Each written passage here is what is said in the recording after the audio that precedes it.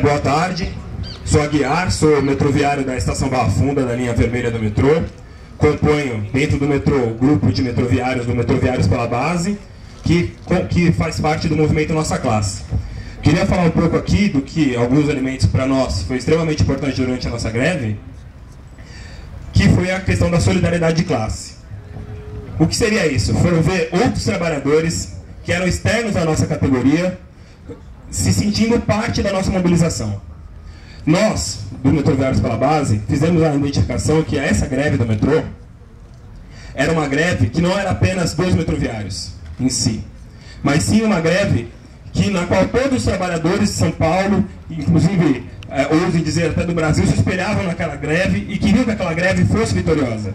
Porque aquela greve iria abrir as portas para que várias outras categorias também pudessem sair em greve, inclusive mais fortalecidas.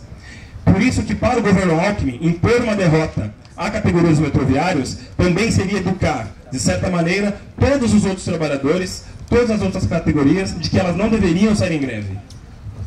E para nós, o que foi importante nessa greve foi sentir que existiam, sim, várias outras categorias que estavam nos dando apoio, que nos estavam dando suporte. E eu queria reivindicar muito aqui, duas inclusive, que é a categoria dos trabalhadores da USP, do Sintusp, que a todo momento estiveram conosco, participando além das nossas assembleias, chamando atos em solidariedade, fazendo cortes de ruas, que para nós se espelhava em exatamente ver outros trabalhadores sentindo parte da nossa greve. Outra coisa também é a questão da juventude, qual o papel que as juventudes devem cumprir, e a juventude às ruas, que é um grupo que esteve também ativamente durante as nossas greves, compondo inclusive os piquetes junto conosco, para possibilitar inclusive que alguns metroviários pudessem ir para a Assembleia garantindo os piquetes. Foi para nós uma experiência muito reivindicada pela base da categoria. A base da categoria se sentiu extremamente fortalecida por esses instrumentos, e dentre esses várias outras categorias que também prestaram solidariedade. Só que para nós, o que era mais impactante do que ter uma figura apenas representando suas categorias, era ver realmente as próprias categorias se sentindo parte, as próprias categorias se plasmando ao nosso movimento de greve. Inclusive, uma das fotos que para nós foi muito emblemática foi de uma Assembleia dos Trabalhadores da USP, na qual existiam 1000 trabalhadores, e eles colocando uma faixa que eles haviam votado durante a Assembleia em apoio à greve dos metroviários. Isso para nós foi muito impactante. Com relação à criminalização, que é o tema de hoje, queria colocar que, primeiro, nós estamos sim passando por um momento de maior repressão, mas que os trabalhadores não devem ficar para trás devido a isso. Esse sim é o momento dos trabalhadores se empoderarem dos seus instrumentos, dos seus sindicatos, das suas categorias e colocarem as suas lutas na ordem do dia. Esse é o momento dos trabalhadores não ficarem mais para trás, não ficarem à sombra, e sim serem protagonistas das suas lutas. A gente, inclusive, no Sindicato dos Metroviários, conseguiu romper com uma lógica que vinha de mais de 20 anos, de greve de pijama. De fazer a greve de maneira...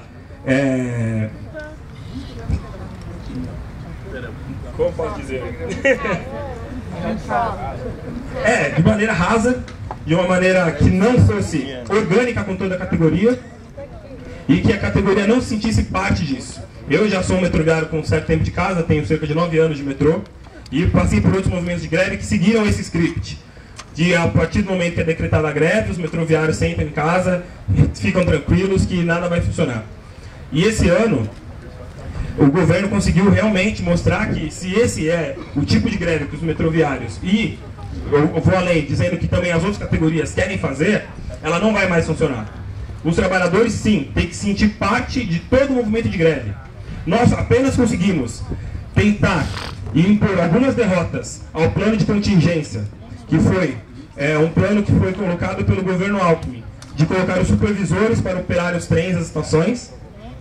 Quando nós radicalizamos, nós saímos do script e colocamos, sim, todos os trabalhadores a serviço de construir a greve, que foi uma votação que nós colocamos na primeira assembleia durante a greve, que foi de fazer um piquete numa estação-chave para a movimentação de trens, que foi a Estação Ana Rosa, e que culminou, acredito que vocês tenham visto, na repressão, no qual o choque dentro da estação batendo nos trabalhadores. E para nós, para a nossa categoria, esse foi um ponto extremamente reivindicado. Essa radicalização foi o que conseguiu colocar em xeque toda a ordem que o governo Alckmin e a diretoria do metrô haviam imposto, e inclusive do script que era seguido, de que os metroviários não conseguiriam sair dessa greve de maneira vitoriosa, que os metroviários não conseguiriam sair com essa greve com nenhum legado. E sim, nós conseguimos impor várias derrotas, infelizmente elas não conseguiram ir até o final, porque eu faço até aqui um balanço, estava ouvindo o presidente do meu sindicato falando, um balanço do qual é importante as direções, primeiro, confiarem plenamente na sua base, fazer a construção da greve sempre muito antes, para que os trabalhadores possam de verdade se sentir parte do movimento de greve e, inclusive, durante a greve, devolver toda essa autoridade que é dada ao sindicato no momento em que ele é eleito, de volta para os trabalhadores. Que é uma coisa que eu reivindico do Sintusp também, que são os comandos de greve do Sintusp, na qual a diretoria do sindicato ela se dissolve nos comandos de greve e, para você fazer parte do comando de greve, você tem sim que ser eleito pelas suas bases. E, então isso quebra com a burocracia, isso faz com que os trabalhadores de verdade façam parte do movimento de greve e que se sintam construindo como protagonistas das suas mobilizações. É mais ou menos isso que eu queria falar. Queria falar também, ainda com relação à repressão aos movimentos, que ela não acontece apenas nesse momento. Para quem tem a oportunidade de morar nas periferias, como eu tive, você vê isso diariamente, não é de hoje, não é de ontem.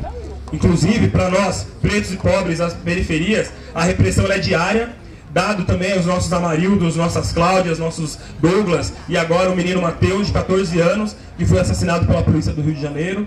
Isso é apenas uma prova de que, que a repressão não é algo novo no nosso cenário, mas algo cotidiano, e que nós sim temos que nos colocar contra qualquer tipo de repressão, qualquer tipo de perseguição, mas principalmente olhar para o nosso cotidiano e perceber, ter a sensibilidade de que isso acontece cotidianamente, não apenas agora contra os movimentos sociais, mas contra toda a população cotidianamente. Obrigado.